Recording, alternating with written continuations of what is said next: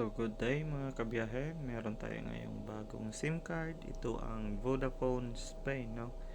Dito sa video na to, ituturo ko kung paano tayo mag-top up ng Vodafone Spain kasi yung app ng Vodafone bawal sa ating cellphone kasi nasa Asia tayo. Yung apps nila is pwede lang sa Europe countries, no? Na nakaregister sa Play Store. So ngayon, ang gagamitin natin is yung website nila mismo, no? Kung paano i-top up.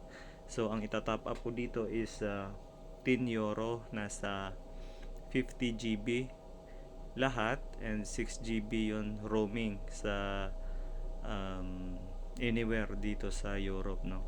So ngayon, top up lang natin and dito sa recharge. So kailangan nyo palagi ito auto-translate sa English dahil naka-Spanish to, no? So recharge natin. Yan guys, recargas, no? If naka-auto-translate, magiging refills, no? Gawin nating 10 euro. So i-change natin to.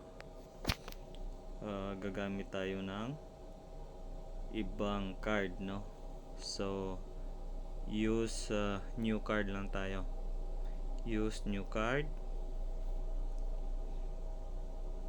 Yan. Then gawin natin is 10 euro.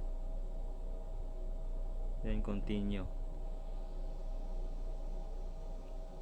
Wait natin ng loading, no? Kaya mabagal. So lagay natin dito guys yung detail ng ating card.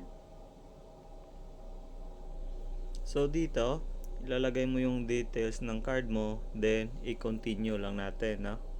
So lagay muna natin ang details.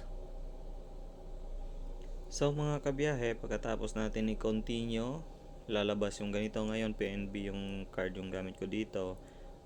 Ilagay lang natin yung OTP, no, na sinend sa ating registered mobile number. So mga kabiyahe, pagdating ng OTP, lagay lang natin, then i-confirm natin, no? Confirm.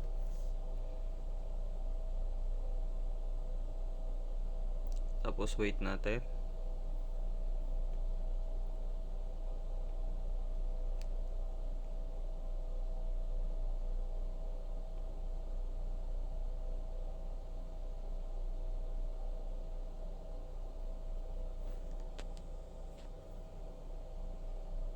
Okay.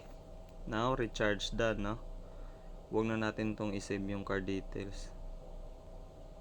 Then see my payment receipt. So okay na guys, no? Na top up natin ng successful, then close na lang natin.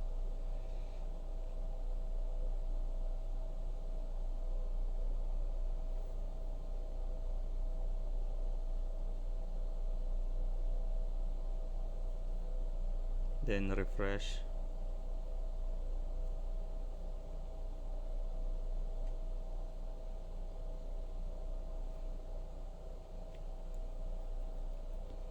Mabagal kasi yung ating yan na guys, no? Yan na, pumasok na siya. 50 GB, good for 28 days. So June 20 pa to. Ito ay 10